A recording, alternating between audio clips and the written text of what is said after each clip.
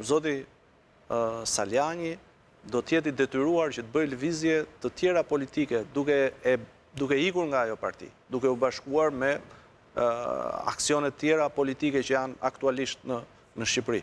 Por aty brenda nuk ka më të ardhme. Mirë po, zoti Saljani do të marrë dhe ai disa një çet mbështetësish. Pra, në logjikën tënde, zotit Berisha i duhet kjo parti? I duhet si mburoj, po thua, për hallet e veta? Por nga ana tjetër, dobësohet partia? Po, sigurisht, me këto veprime... Prandaj pyeta, për çfarë i duhet një parti e cila dobësohet? Jo, kur themi dobësohet në sensin që nuk vjen në pushtet, nuk ka mundësi logjike, matematike, politike që të vinë në pushtet. I duhet aq sa të ngelet për të koperturën e problemeve të vetë.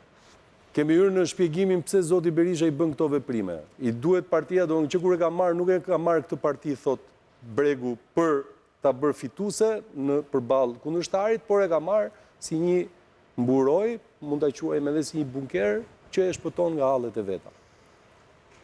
Jo, unë kam hyrë në Partinë Demokratike me 30 prill të 22-shit. Ishte një kuvend që zgjodhi Këshillin Kombëtar dhe aty u zgjodha unë antari i Këshillit Kombëtar. Dhe kujtojun që në prill të 22-shit, lufta dhe Partisë Demokratike ishte ekstreme. Na ishte heq logo, na ishte heq simbolet, flamurit, gjithçka. Ne s'mund të përdorim as në zgjedhje syshim tot. Do detyruam të bëjmë disa cirqe për të hyrë në zgjedhjet e 2023-shit. Kjo është e vërtetë. Na ishte heq çdo e drejtë. Kush është kryetari, si prezantohemi neve ndaj elektoratit, çdo gjë, ka televizive, fondet publike, çdo gjë. Këto janë realitetet. Pra kjo është dita që unë kam hyrë. Po, partisë ku vajtet ju, se Partia Demokratike, zoti Basha, thoshte i kemi. Ai mund të thotë çfarë doj, po gjyqjen e humbur. Dakor. Në të drejtë është ajo ku gjykata thotë që ka drejtë, dhe mos harrojmë kyçe. Në politikë, në jetën pluraliste, janë njerëzit që caktojnë çfarë simboli kanë, çfarë emri kanë, çin kanë lider, etj. Nuk është gjykata, nuk është kundërshtari, nuk është minorancë. Caktojnë njerëzit, ne e caktojmë. Ne them do ngrojmë një grupim politik, këto do e quajmë kështu, kemi këto simbol, kemi këto logo, kemi këto flamur, këto vëmë dhe këto kryetar, qëndrojmë për këto. Po nëse është edhe një grup tjetër që pretendon të njëjtat gjëra me ju? Ky ai zgjedhim. Patjetër, jemi pluralist. Edhe një herë kemi luftuar. Jo, me të njëjtat logo, me të njëjtën logo flamur. E ndau gjykata, ky është muhabet i mbyllur. Jo, sipas logjikës që thatë ju që e vendosin njerëzit. Pra ju ishit dy grupe njerëzish që pretendonin të njëjtit flamur dhe të njëjtën emër. Ky është parimi i bazë i demokracisë. Shumica vendos, dhe pam zgjedhjen e kush është shumica. Ta mbyllim këtë bisedë. Kjo këtu ka fol populli. Përveç antarëve të partisë ka fol populli. E tham që Partinë Demokratike e ka zoti Berisha. Flet vota. Po. Unë isha ke një Parti Demokratike, tashmë që nuk ekziston. Se nuk e lë zoti Berisha që të flasi vota për zotin Saljani. Një sekond, sepse juve po flisni sikur jemi. Po kujton 2023-shin. Duhet kujtojmë edhe që zoti Basha pikërisht për të mos futur përçarjen në elektoratin e PD-s, nuk nxori kandidat për kryetar bashkie në atë periudhë. Dhe u tha të vetëve do mbështesni kryetar. Nuk nxori kryetar. Si mos nxori për Tiranën? Por patjetër. Ku ka pasur për Tiranën zoti Basha? Mori 12.000 vota. Për Tiranën vetëm në 6 vende doli. 16 bashki, po Tirana e kishte. Ishte Rolandi. Po, në Tiranë ka qenë Rolandi, e vërtet është. Po zgjeti dot për bashkitë të tjera. Nuk i doli dot kandidat. Dhe ishte preludi, që do mbyllte ajo bashki. Kishte futur Berisha kollonën e vet atë.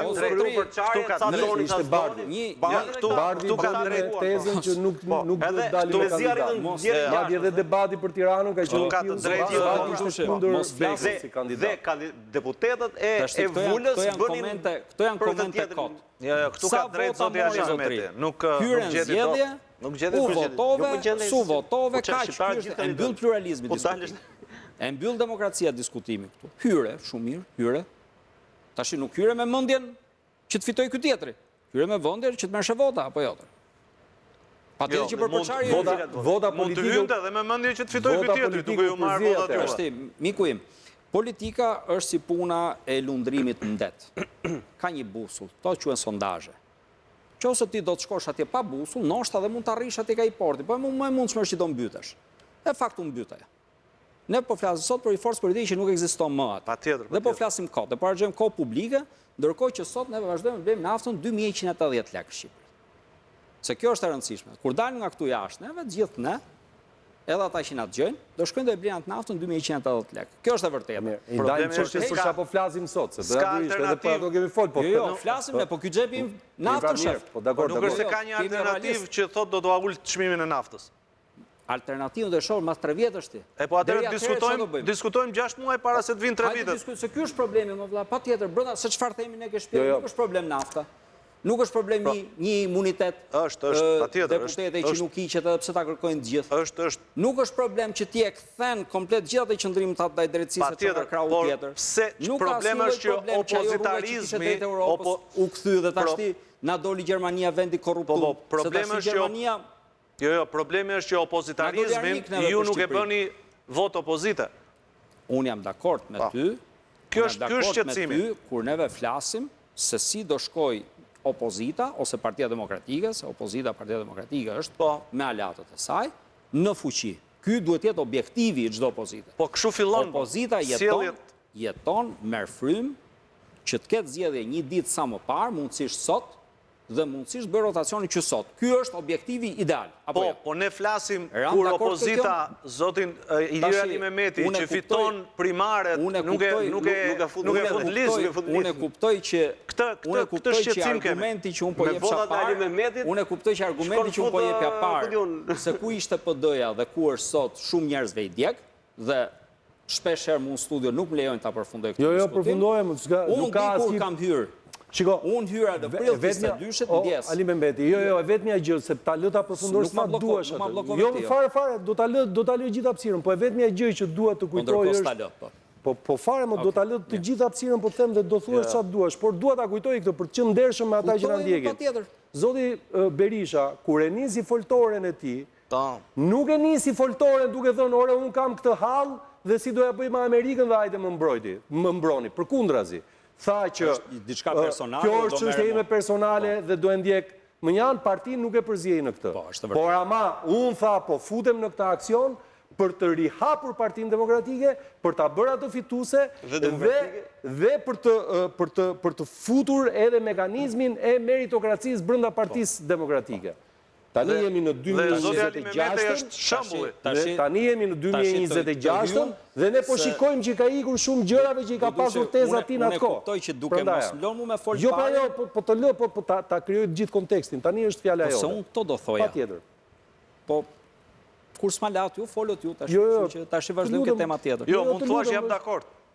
Po jo, mos realitetin tim nuk mund ta thot dot dikush tjetër, e kupton? Realiteti është ky. Nuk ekzistonte Partia Demokratike. Me qëllim. Kur s'ekzistonte? Nuk ekzistonte. 2021? Nuk ekzistonte më. Ore ti mori 750.000 vota. Ju morët 500. Jo 2021 më zotri. 2021 pra i morë. Unë kam hyrë 30 prill 22 për atëre flasur. Ju fliste për 21. Çfarë problemi kishte PD në 2021? Se s'ekzistonte. Edhe një herë.